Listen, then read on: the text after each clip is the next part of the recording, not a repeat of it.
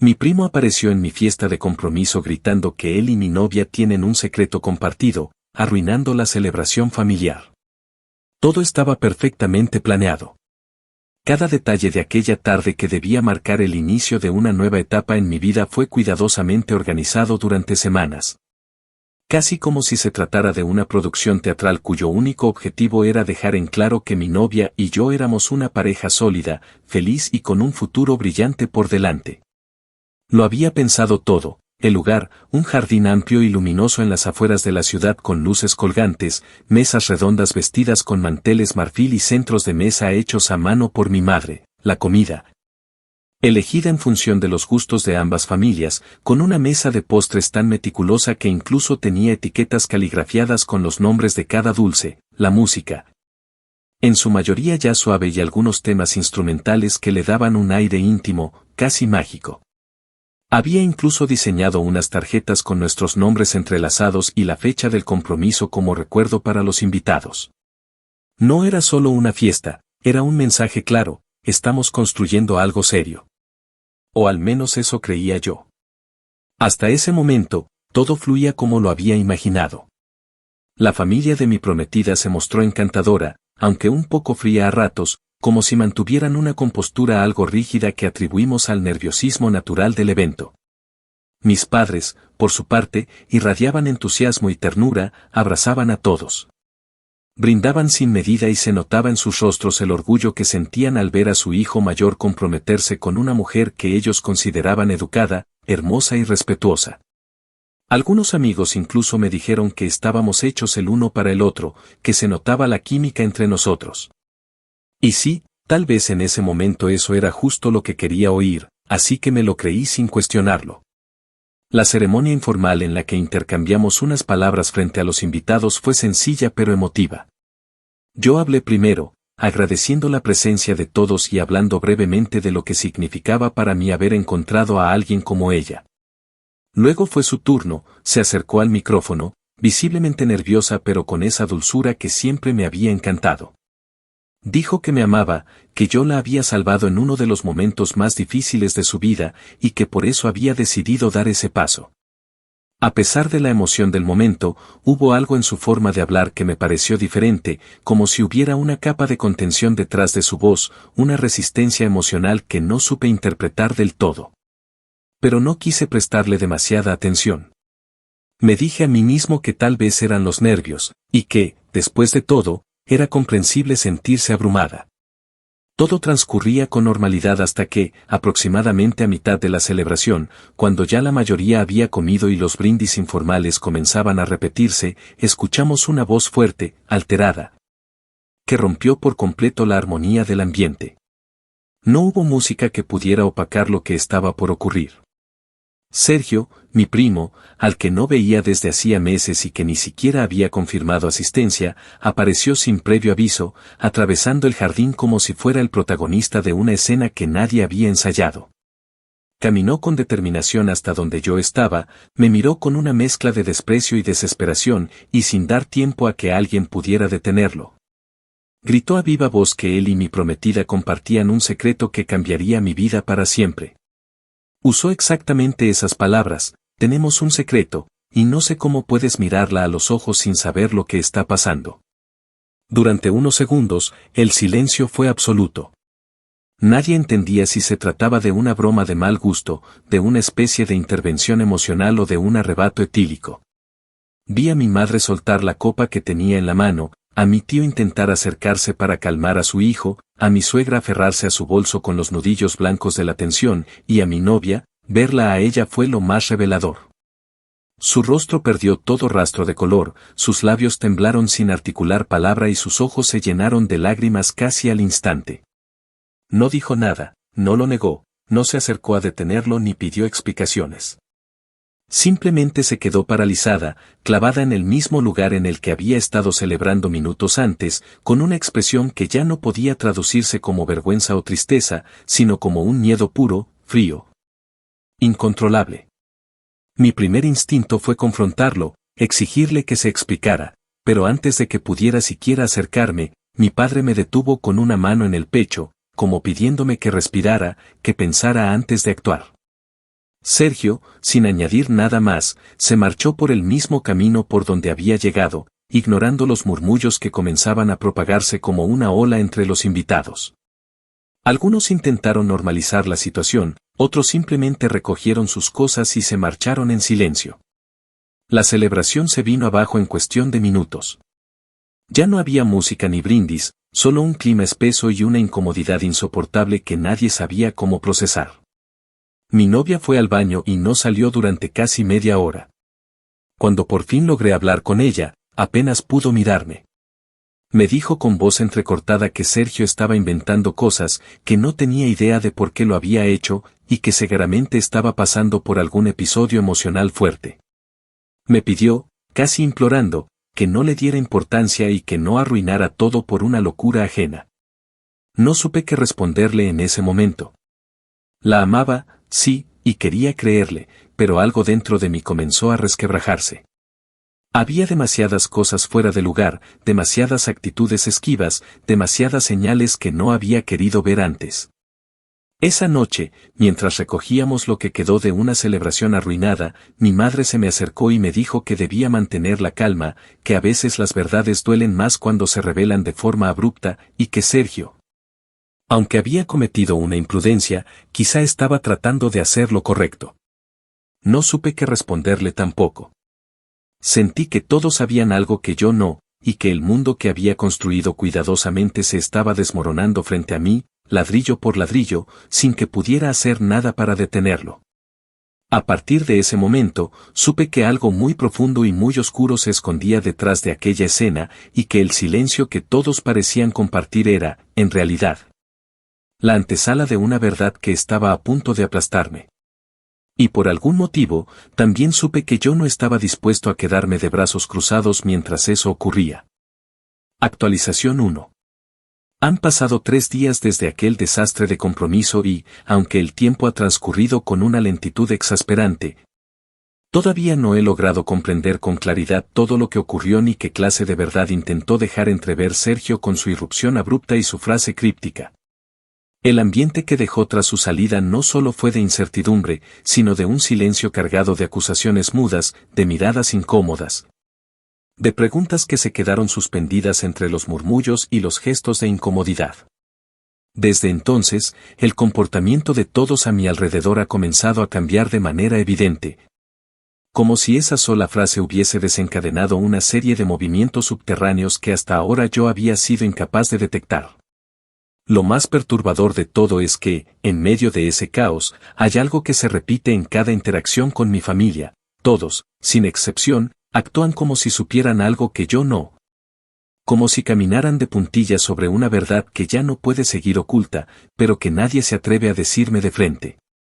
Mi madre, por ejemplo, ha estado más presente de lo habitual, llamándome varias veces al día con excusas nimias, que si me ha dejado comida lista, que si olvidé una caja en su casa, que si el perro del vecino está enfermo. Sin embargo, en cada conversación se nota su inquietud, ese leve temblor en la voz cuando me pregunta si he hablado con Sergio, o si mi novia me ha dado alguna explicación más concreta. Hace un par de noches, cuando fui a su casa para recoger unas cosas, se quedó observándome fijamente mientras tomaba un café y de pronto, sin mirarme directamente, dejó escapar algo que me dejó frío. Dijo que a veces las personas cometen errores que no saben cómo manejar y que, en ocasiones, esos errores duelen más cuando se revelan demasiado tarde.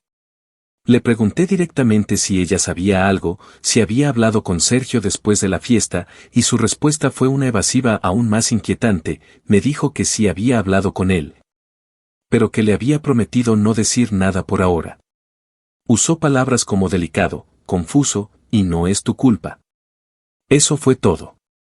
La conversación terminó en una especie de pausa forzada, como si yo debiera entender lo que no se me estaba diciendo. Por su parte, mi prometida, aunque ya no sé si todavía puedo seguir llamándola así, ha estado completamente distante.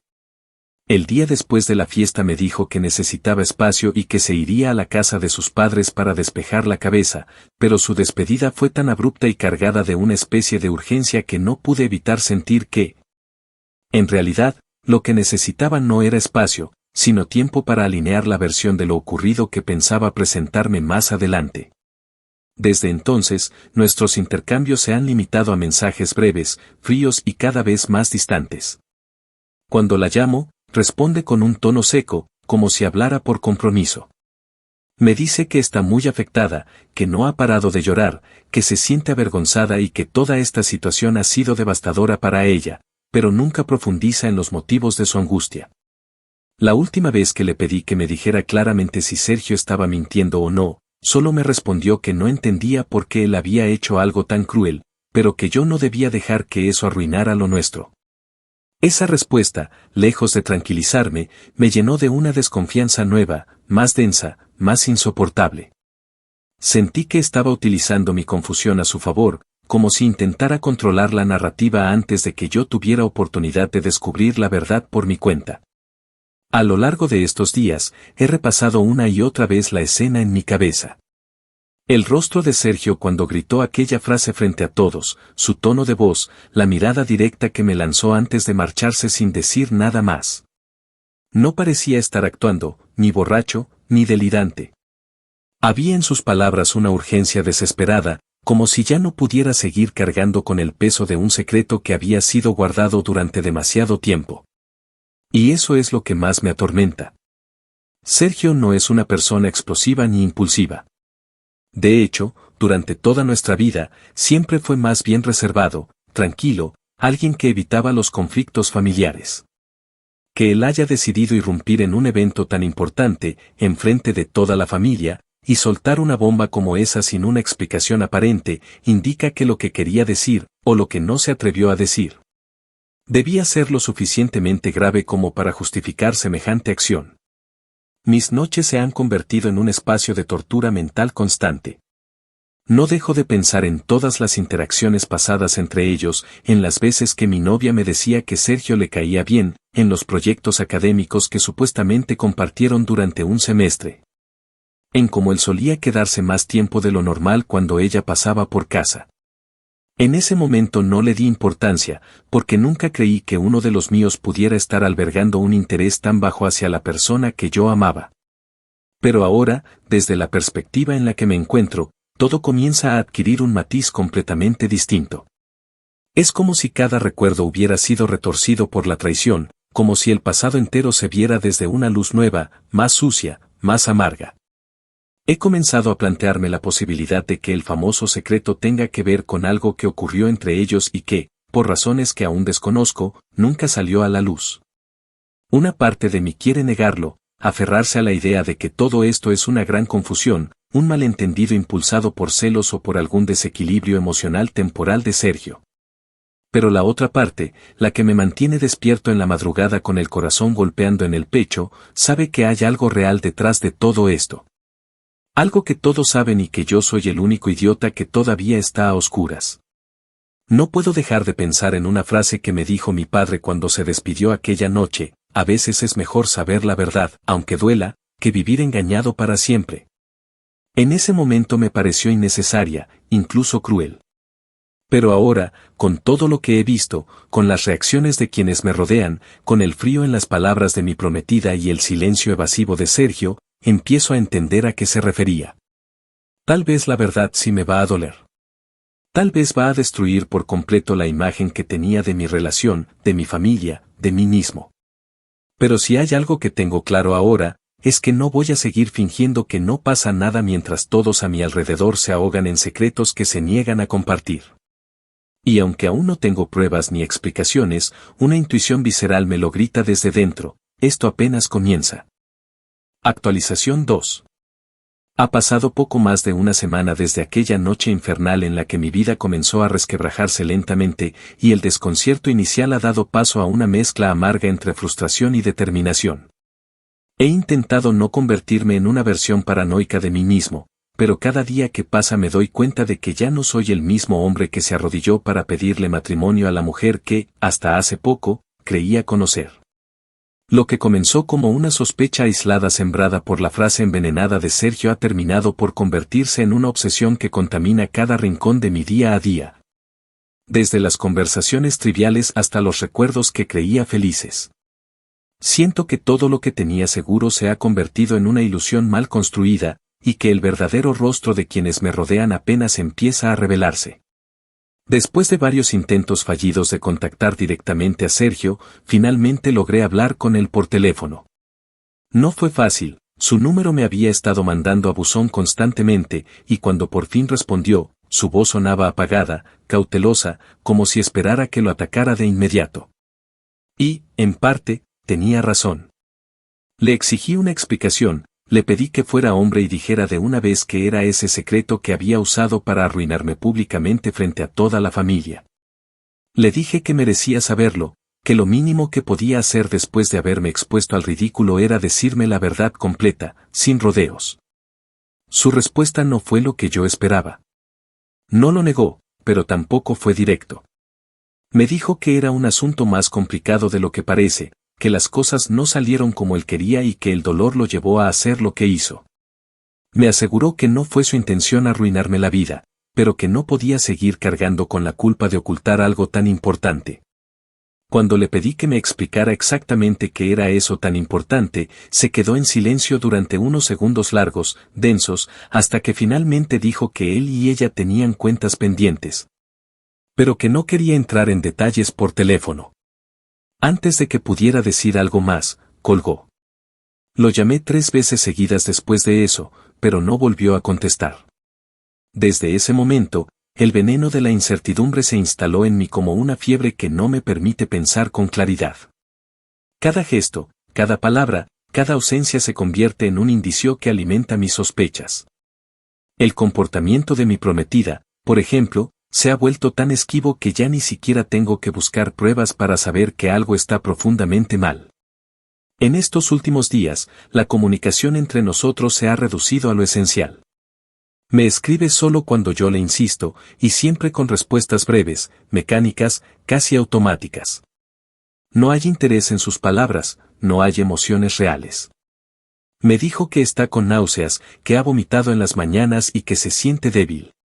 Le pregunté si había ido al médico, y su respuesta fue tan evasiva como todo lo demás, dijo que sí, pero que aún no sabía nada concreto. Lo dijo sin mostrar emoción, como si hablara de un trámite más. Algo dentro de mí se activó en ese momento.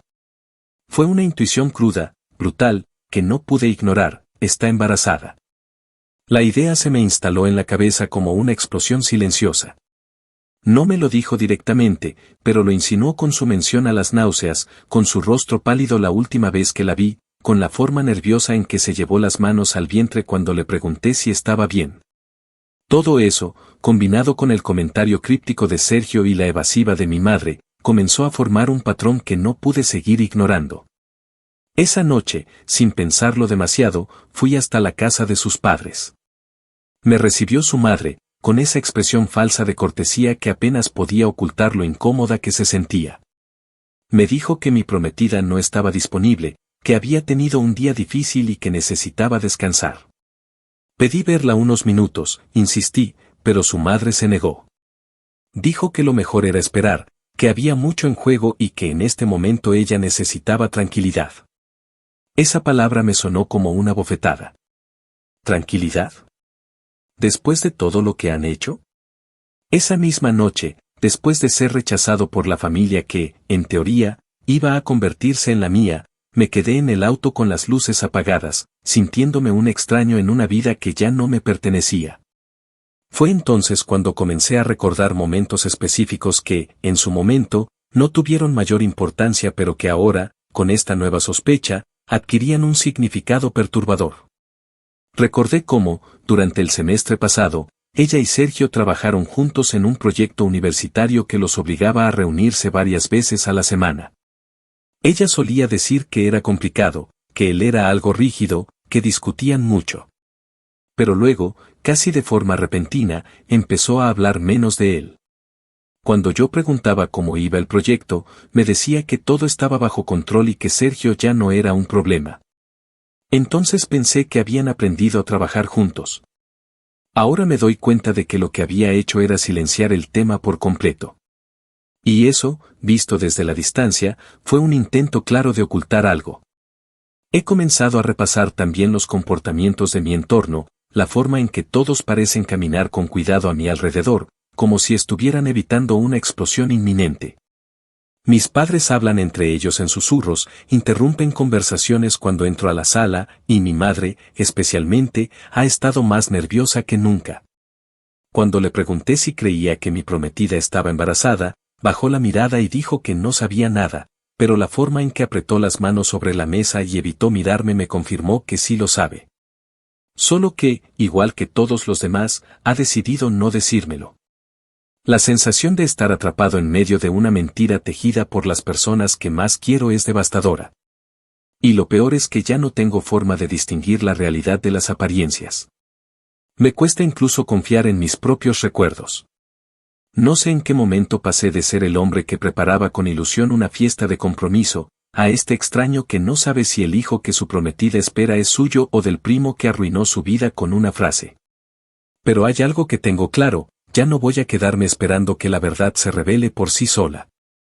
Si lo que intuyo es cierto, si realmente estoy viendo el principio de una traición mucho más grande de lo que imaginé, entonces no solo me corresponde saberlo, me corresponde actuar. Y esta vez, no pienso ser el último en enterarse. Actualización 3. Han transcurrido casi 2 semanas y media desde que todo comenzó a desmoronarse frente a mis ojos. Y lo que en un principio parecía una grieta apenas perceptible en la estructura de mi vida se ha transformado en una fractura profunda que amenaza con tragarse todo lo que alguna vez consideré estable. Durante estos días, mis pensamientos se han convertido en un torbellino constante que me arrastra desde la negación más desesperada hasta una ira contenida que me cuesta disimular incluso en los escenarios más triviales. Me he vuelto más silencioso, más frío, menos confiado. Camino con el peso de la sospecha sobre los hombros y cada palabra, cada gesto de quienes me rodean, me parece un intento disfrazado de manipular la verdad o de esconder algo que, evidentemente, ya todos conocen excepto yo.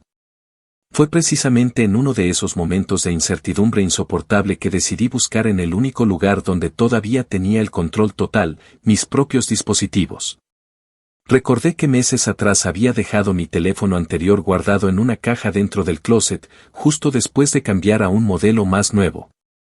No tenía una razón clara para buscar allí, pero mi intuición, cada vez más aguda desde que empezó esta pesadilla, me impulsó a revisar conversaciones antiguas, fotos, notas y cualquier rastro de interacción que pudiera haber pasado por alto. Lo que encontré fue una cadena de mensajes que me dejó helado.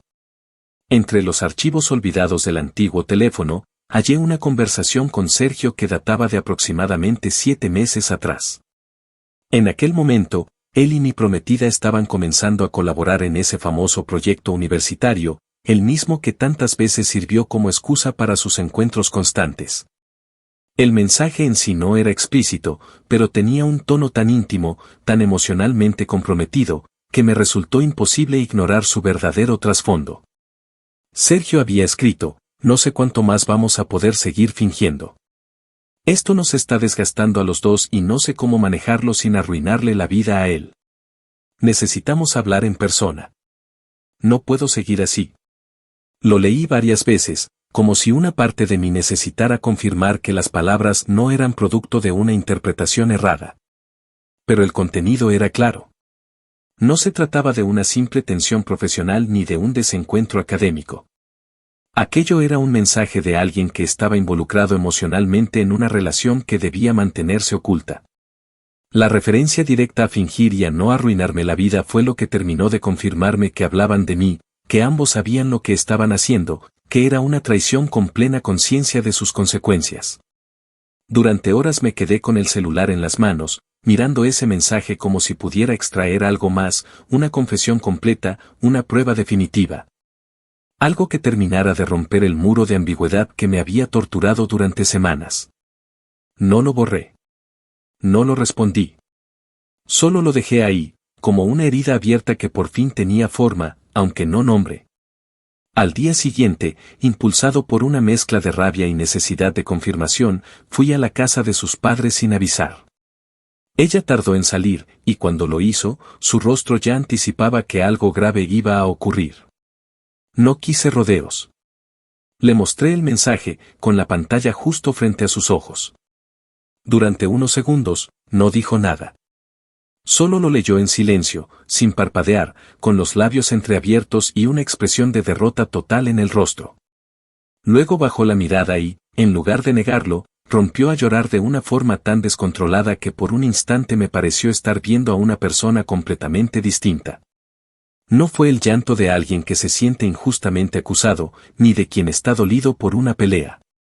Fue el llanto de quien sabe que el peso de la verdad ya no puede sostenerse más. Se cubrió el rostro con las manos y dijo, entre sollozos, que nunca fue su intención que las cosas llegaran tan lejos, que todo empezó como un error, un momento de debilidad, y que después fue imposible detenerlo. Que lo lamentaba. Que me amaba. Que no sabía cómo reparar el daño.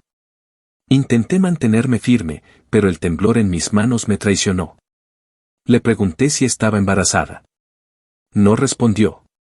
Le repetí la pregunta, esta vez con más dureza, y fue entonces cuando, apenas asintiendo con la cabeza, confirmó lo que ya sabía, sí, estaba esperando un hijo. Mi siguiente pregunta salió sola, como una ráfaga cargada de furia, ¿es de Sergio? El silencio que siguió fue lo más devastador de todo. No hubo negación. No hubo afirmación directa. Solo un silencio espeso, una ausencia de palabras que lo dijo todo con una elocuencia brutal. Me quedé mirándola mientras ella lloraba y murmuraba cosas sin sentido, excusas rotas que ya no importaban. No quise escuchar más. Me fui sin decir una palabra, con la garganta cerrada y los puños apretados. Durante el trayecto de regreso a casa, sentí como cada pedazo de mi vida, de mi dignidad, de mis recuerdos, se deshacía como papel mojado. No me importaba ya la humillación pública, ni las miradas de lástima, ni los comentarios velados de quienes habían presenciado el desastre. Lo que me corroía por dentro era el hecho de que ambos, Sergio y ella, jugaron con mi confianza de la forma más cruel posible, mientras me hacían creer que todo estaba bien, que el futuro que soñábamos juntos era real. Desde entonces, he dejado de responder sus mensajes. Ella me ha escrito varias veces pidiéndome que hablemos, que la escuche, que no la condene sin comprender todo lo que pasó. Pero ya no tengo espacio para su voz en mi cabeza.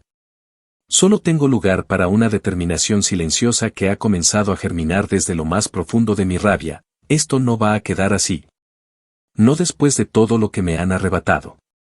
Tal vez no pueda recuperar lo que me quitaron, pero sí puedo asegurarme de que paguen cada una de las mentiras con las que me arrastraron al fondo. He decidido que no me detendré hasta saberlo todo. Cada detalle. Cada conversación. Cada mentira.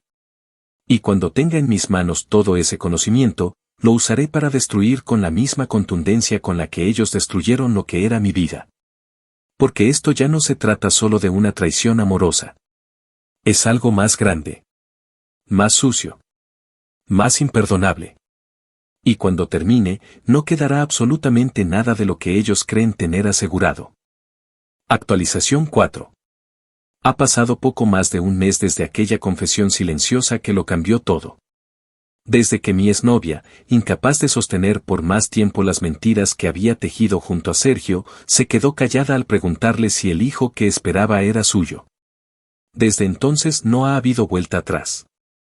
El velo que cubría lo que se había cocinado a mis espaldas durante tanto tiempo fue finalmente arrancado, y aunque al principio me sentí paralizado por el golpe emocional, como si mi cuerpo entero necesitara adaptarse a una nueva realidad donde ya nada tenía sentido, esa parálisis fue transformándose gradualmente en algo distinto. En una especie de frialdad meticulosa, quirúrgica, que me permitió observar cada detalle con una lucidez que hasta entonces no creí posible. Ya no se trataba solo de dolor o traición, sino de la necesidad urgente de comprender la magnitud real del engaño y, más importante aún, de preparar mi respuesta. A lo largo de estas semanas he permanecido en un estado de observación calculada. Aunque por fuera mantengo la compostura, por dentro he estado recopilando información, analizando interacciones pasadas, reconstruyendo conversaciones y encajando piezas que antes no tenían sentido pero que, bajo la nueva luz de lo que sé, dibujan un patrón claro de manipulación y engaño sistemático. Fue precisamente en uno de esos ejercicios de revisión cuando recibí un mensaje anónimo desde una cuenta sin foto ni nombre. No tenía texto. Solo un archivo adjunto comprimido con varias capturas de pantalla en su interior. Por un momento dudé en abrirlo. Pensé que quizás era una broma cruel o alguien queriendo hurgar en mi herida por puro morbo. Pero algo dentro de mí, esa intuición que se ha vuelto más aguda desde que perdí la inocencia, me impulsó a hacerlo. Lo que vi en esas capturas fue tan claro, tan brutalmente honesto, que sentí como me temblaban las piernas mientras pasaba de una imagen a otra. Eran fragmentos de una conversación entre mi exnovia y alguien guardado en sus contactos simplemente como ese. A estas alturas no necesitaba más pistas, sabía perfectamente que ese era Sergio. En los mensajes, hablaban sin tapujos de su relación, de cómo comenzaron a verse a escondidas, de cómo al principio era solo un juego pero luego se volvió una necesidad, una dependencia mutua. Había menciones a encuentros físicos, a discusiones, a celos. Pero el mensaje que me terminó de desgarrar fue uno donde ella escribió: no sé si voy a poder seguir fingiendo que es de él. Me da miedo lo que pueda pasar cuando se entere. No quiero perderlo, pero tampoco quiero que odie al bebé. La respuesta de Sergio fue aún más reveladora: lo siento, pero esto ya no es algo que podamos esconder. Ya no quiero seguir viendo cómo lo abrazas sabiendo que estuviste conmigo esa misma semana. No lo soporto más. Seguí leyendo, aunque cada palabra era como una estocada. Ya no se trataba solo de una infidelidad. Era una historia de doble vida mantenida durante meses con una frialdad repulsiva. Habían construido toda una dinámica donde yo era el idiota funcional. El hombre que sostenía la imagen de una pareja perfecta mientras ellos se encontraban en rincones escondidos a compartir su propia versión distorsionada del amor. En los mensajes hablaban incluso de mi familia, de cómo mi madre sospechaba algo, de cómo los tíos debían enterarse pronto, y hasta de la posibilidad de mudarse juntos si las cosas salían mal. Lo tenían todo calculado. Era un plan en marcha, uno que yo estaba destinado a ignorar mientras los dos fingían vivir una mentira que me tenía a mí como centro decorativo. No reaccioné de inmediato. Cerré el archivo y me quedé en el sofá por casi una hora sin moverme. No había rabia. No había llanto. Solo una certeza sólida y pesada como el plomo. Ya no había espacio para la compasión. No había redención posible. No después de esa acumulación de humillaciones, de ese nivel de deslealtad, de esa premeditación. Y fue en ese momento, en medio de ese silencio, donde mi decisión se volvió definitiva: tenía que responder. Tenía que destruirlos con la misma precisión quirúrgica con la que ellos habían jugado con mi vida. Pero no con gritos ni con escándalos públicos. No iba a convertirme en la víctima patética que llora en redes sociales ni en el tipo impulsivo que rompe cosas por impotencia. Mi venganza iba a ser más lenta, más elegante, más devastadora. Iba a construirla desde dentro, como ellos construyeron su engaño. Paso a paso. Detalle por detalle. Hasta que todo lo que consideraban seguro se viniera abajo. El primer paso fue contactar a un abogado. No era solo por una cuestión de despecho. Ya había suficientes elementos en juego como para que el tema pasara al plano legal. El embarazo, la posibilidad de una falsa atribución de paternidad, las implicaciones familiares. Le expliqué al abogado lo que sabía, lo que tenía, lo que había descubierto. Le mostré las capturas, le narré el contexto, y juntos comenzamos a trazar una estrategia para protegerme de cualquier intento futuro de manipulación. Mi principal temor era que, con el tiempo, ella intentara inscribirme como padre legal del niño, amparándose en nuestro compromiso formal o en cualquier documento mal redactado. Quería dejar absolutamente claro, desde ese momento, que no era el padre biológico y que no iba a asumir ninguna responsabilidad sobre una criatura concebida en el marco de una traición deliberada. Mientras tanto, empecé a recopilar todo lo necesario para una confrontación definitiva. No una pelea. No un reclamo desesperado. Una exposición. Una revelación con testigos.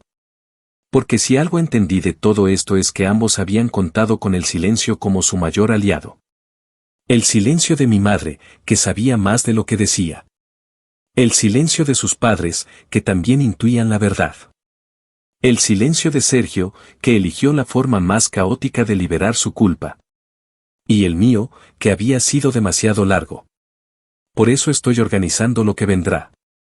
Reuniré a las personas clave. Mostraré lo que sé. Pondré las pruebas sobre la mesa. Y cuando todo haya sido dicho, no habrá forma de que se escondan. Su imagen ante la familia, ante sus círculos, ante sus instituciones, será arrastrada por el fango que ellos mismos generaron. No será una explosión, será una demolición controlada. Precisa. Implacable. Porque si ellos no tuvieron piedad al destruir mi futuro, yo no voy a tener piedad al arrasar con el de ellos. La diferencia es que esta vez, cada piedra que caiga será colocada por mí. Y cuando la última mentira se desplome, entonces, y solo entonces, podré respirar en paz. Actualización final. Han pasado ya 2 meses desde que tomé la decisión de no quedarme de brazos cruzados, de no permitir que la traición que destruyó los cimientos de mi vida quedara impune bajo el pretexto de la lástima, del arrepentimiento fingido o del olvido oportuno que suelen invocar quienes se benefician del silencio de los demás. Durante este tiempo, me dediqué con meticulosidad absoluta a preparar una respuesta que estuviera a la altura del daño recibido. Ya no me movía la tristeza, ni el desconcierto, ni la necesidad de cerrar una etapa. Lo que me impulsaba era algo más frío, más racional, más justo a su manera, la necesidad de restaurar el equilibrio. De poner a cada quien en el lugar que merecía. De demostrar, frente a todos, que no era un idiota frágil sino un hombre que sabía muy bien cómo levantar cada pedazo de su orgullo y convertirlo en la base de una venganza que no pedía permiso para ejecutarse. Lo primero que hice, siguiendo las recomendaciones de mi abogado, fue asegurarme legalmente de que el hijo que mi exnovia esperaba no tuviera ninguna relación conmigo, ni biológica ni jurídica. Aunque ella nunca se atrevió a atribuirme formalmente la paternidad, tal vez porque sabía que tenía pruebas suficientes para destruir cualquier intento de manipulación. Solicitamos de forma preventiva la apertura de un proceso judicial que incluyera pruebas de ADN apenas naciera el bebé, con el objetivo de evitar cualquier responsabilidad futura derivada de un acto de compasión malinterpretado. El abogado fue claro desde el inicio, la anticipación era clave, porque muchas veces bastaba con un descuido o una omisión para quedar atrapado legalmente en vínculos que no te corresponden. Yo no estaba dispuesto a correr ese riesgo. No después de todo. Pero eso era solo la parte jurídica. Mi objetivo real, el que verdaderamente me consumía día y noche, era derribar la fachada de perfección que mi exnovia y mi primo seguían intentando mantener.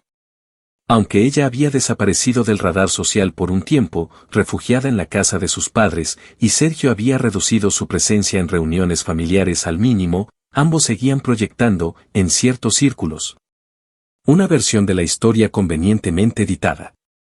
Hablaban de un embarazo complicado, de un amor inesperado que había nacido en circunstancias difíciles, de errores cometidos por todos los involucrados. Como si yo fuera una variable más dentro de una ecuación donde todos habíamos perdido algo. Esa narrativa me resultaba repugnante. No solo tergiversaba los hechos, sino que pretendía arrastrarme al mismo nivel moral que quienes habían construido su felicidad sobre la demolición deliberada de la mía. Fue entonces cuando, con el material que había reunido, las capturas de pantalla, los mensajes anónimos, los registros del teléfono antiguo y las inconsistencias en las fechas del embarazo, decidí organizar una reunión con las personas clave de ambas familias. No se trataba de armar un escándalo público, sino de llevar la verdad al único escenario donde todavía seguían fingiendo. Convocar a mis padres, a mis tíos, a sus padres, a 2 profesores del proyecto universitario que compartían, e incluso a una amiga en común que durante meses sirvió de enlace para sus encuentros secretos. Fue un movimiento arriesgado, pero necesario. Lo hice a través de una invitación formal enviada por correo electrónico. Nada dramático. Nada que se pareciera a una confrontación impulsiva. Solo una solicitud para asistir a una reunión privada para discutir una situación que afecta a todos los involucrados. La ambigüedad fue intencional. Quería que asistieran sin saber que los esperaba. La reunión tuvo lugar en una sala de eventos de un pequeño centro comunitario cercano a casa de mis padres. Reservé el espacio para una tarde de domingo y me aseguré de que todo estuviera organizado con discreción. Cuando todos llegaron, el ambiente era tenso, pero aún dominado por la incertidumbre. Se sentaron en círculo, algunos fingiendo calma, otros claramente incómodos. No dije nada durante los primeros minutos. Solo observé cómo se cruzaban miradas entre ellos, cómo mi exnovia intentaba mantener la compostura y cómo Sergio evitaba mirarme directamente. Cuando consideré que la tensión era suficiente, me puse de pie, conecté mi portátil al proyector y, sin una sola palabra de introducción, comencé a mostrar las capturas en pantalla grande. Los mensajes hablaban por sí solos. No necesitaban contexto. Cada palabra expuesta era una confesión. Un relato directo de su relación, de sus encuentros, de las mentiras, del embarazo. Incluí, además, un documento firmado por mi abogado donde se exponía el inicio formal del proceso para desvincularme de toda obligación legal respecto al niño. Añadí las fechas de las consultas ginecológicas que ella había intentado ocultar y los registros académicos del proyecto con facturas alteradas que Sergio había presentado para justificar gastos inexistentes. Fue en ese punto donde el desconcierto comenzó a convertirse en indignación. No solo había una traición sentimental, sino un posible fraude académico y financiero respaldado por documentos reales.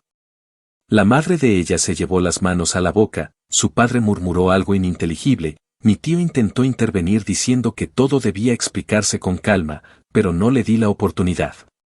En ese momento, tomé la palabra y hablé por primera vez. Dije que había guardado silencio demasiado tiempo. Que me había dejado humillar en público, que había soportado el desprecio de la mentira mientras me acusaban de exagerar, de desconfiar, de arruinarlo todo. Les dije que ese silencio había terminado. Que no iba a permitir que mi nombre siguiera siendo arrastrado por la narrativa falsa de dos personas que jamás se detuvieron a pensar en las consecuencias de sus actos. Les hablé de la humillación, de las noches sin dormir, de la traición. Pero lo hice con calma. Sin elevar la voz. Sin lágrimas. Mi intención no era causar lástima, era despojar a los culpables de sus máscaras con tanta claridad que no quedara duda posible. Cuando todo terminó, nadie dijo una palabra durante varios minutos. El silencio era tan denso que se podía escuchar la respiración nerviosa de quienes sabían que acababan de presenciar el colapso de una mentira construida durante meses. Mi exnovia se fue sin despedirse, completamente derrumbada, sostenida por su madre que apenas podía caminar. Sergio intentó quedarse unos minutos más, como si quisiera justificarse, pero le pedí que se retirara. No necesitaba escuchar sus excusas. No necesitaba entender sus motivos. Solo necesitaba verlo derrotado. Desde entonces, no he vuelto a tener contacto con ninguno de los dos. La familia entera se encuentra dividida. Algunos me han pedido que deje el asunto atrás, que el niño no tiene la culpa, que debería tratar de pasar página. Pero yo no creo en esa clase de consuelo superficial. No estoy interesado en el perdón. No me muevo por compasión. Y aunque me duele haber llegado al punto de cortar vínculos con personas que durante años consideré parte fundamental de mi vida, lo he hecho con la seguridad de que es la única forma de comenzar de nuevo con dignidad. Porque no se puede construir nada sobre una base podrida.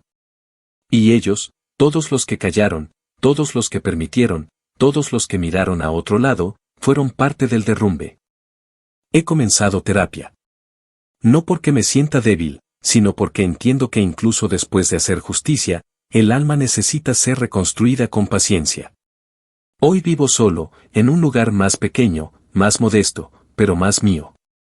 Me despierto cada día sin tener que mirar de reojo a mi pasado, sin tener que fingir sonrisas frente a quien me mentía. Y aunque el proceso ha sido doloroso, me niego a definirme por la traición. Prefiero hacerlo por lo que construí a partir de ella. Esto no es una historia de sufrimiento. Es una historia de claridad. De acción. De justicia. Y sobre todo, de supervivencia. Porque aunque el amor puede quebrarse, y la confianza puede morir, hay algo que sigue intacto cuando uno se niega a rendirse, la voluntad de hacer que cada traición sea el primer paso hacia una versión más fuerte de uno mismo. Y esa versión, la que ha nacido después del incendio, es la que ahora camina conmigo. Sin miedo. Sin culpa. Y con la certeza de que nadie volverá a hacerme temblar con una mentira. Nunca más.